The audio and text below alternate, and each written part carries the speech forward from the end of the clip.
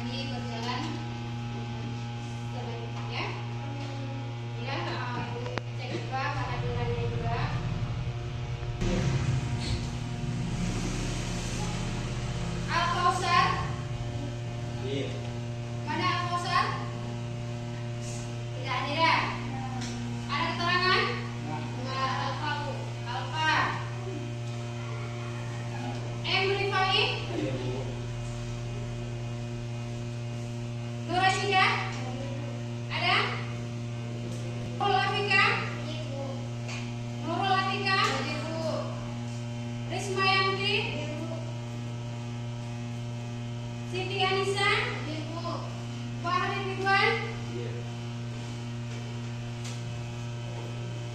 Siti, semua hadir ya? Alhamdulillah. Jadi sebelum Ibu melanjutkan ke pelajaran yang sebelumnya, Ibu ingin mengulang lagi tentang materi minggu lalu, yaitu masalah apa? Tanggung jawab terhadap siapa?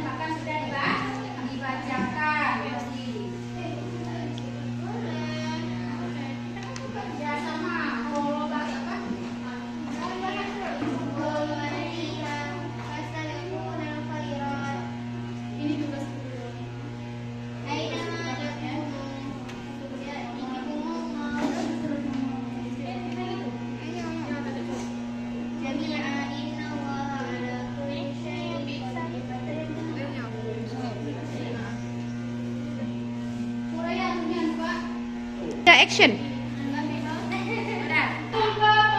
Presentasi hasil proyek yang kalian buat, yaitu salah satu penyusunan hasil drama kalian yang tugas diberikan tadi. Coba kelompok 1, yang mana? Ya, silakan yuk perwakilan tadi. Coba kelompok 1, yang mana? Ya, silakan yuk perwakilan. Ya, 2 orang. Ya, ini ada 2 orang. Silakan yuk untuk menjelaskan ayat apa yang terdapat pada kelompok itu yang dijelaskan. Assalamualaikum warahmatullahi wabarakatuh. Waalaikumsalam dan berdiskusi. Materi kelompok kami adalah surah Al-Baqarah ayat 148 yang akan dibacakan oleh rekan saya Nurul Atika. Bismillahirrahmanirrahim. Walikulli wijhatin huwa muwalliha fastabiqul khairat. Aynama takunu ya'ti bikumullahu jami'an. Innallaha 'ala kulli syai'in qadir. Ya. Menurut ayat tersebut dapat kita ambil penjelasan, yaitu perintah dalam berlomba-lomba berbuat kebaikan. Adapun yang kedua, Allah Maha mengumpulkan dan mengetahui segala amal manusia.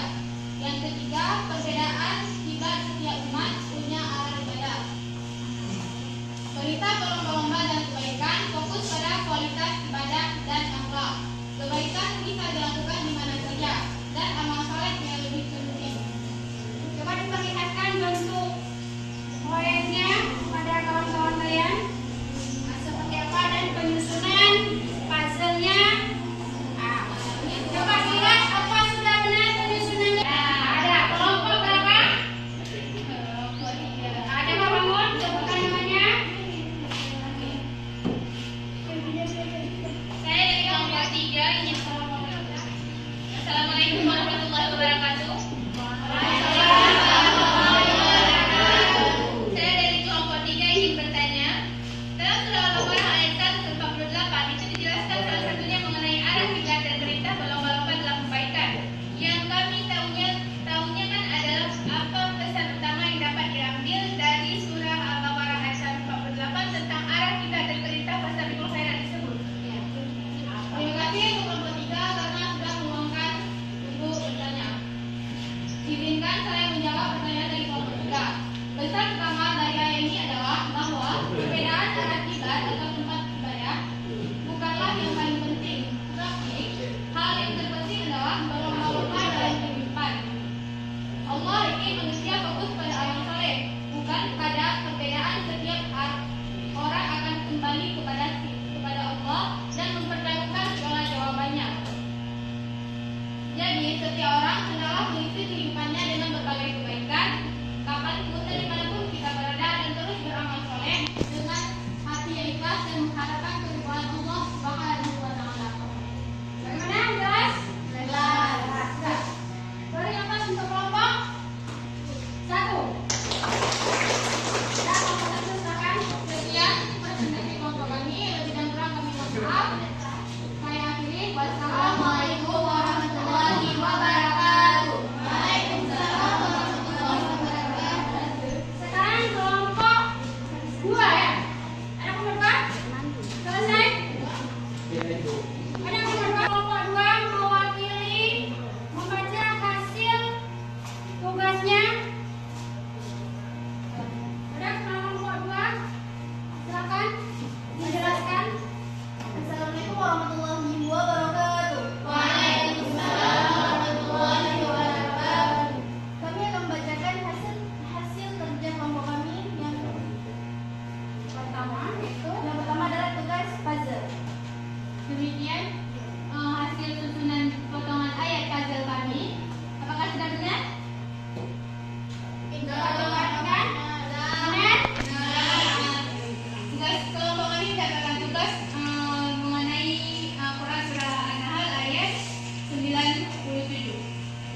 juga sudah membuat mind mapping mengenai Quran Surah An-Nahl ayat 97.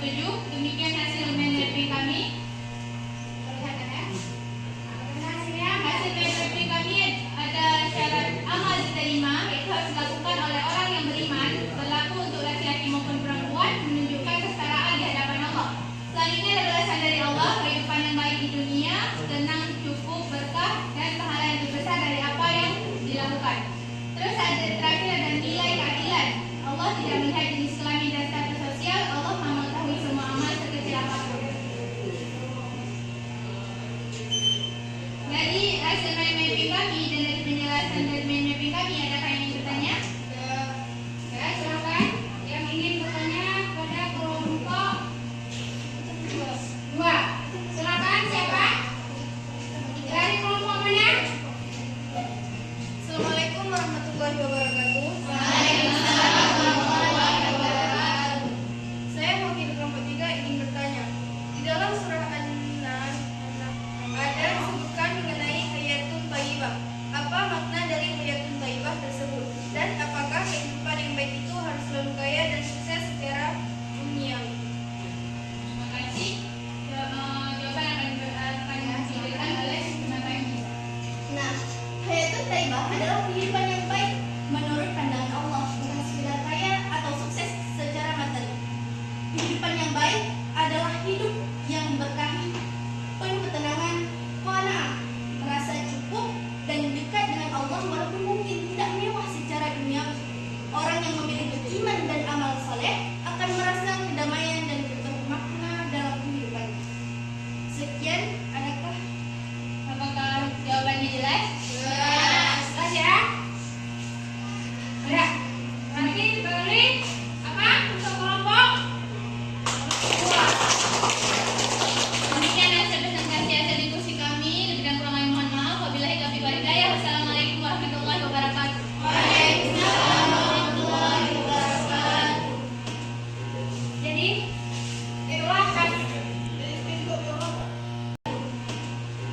Jadi itulah hasil. Jadi dari ada beberapa tadi pembahasan dari kelompok 1, 2 sampai 4, ya kan? Dan bahkan tadi ada yang bertanya, itu akan menyimpulkan ada beberapa poin di sini. Atau berkompetensi dalam kebaikan. Jadi dapat disimpulkan beberapa ayat yang telah kalian diskusikan. Salah satunya, kebaikan yang dilakukan dengan iman akan selalu mendapatkan balasan yang baik, itu baik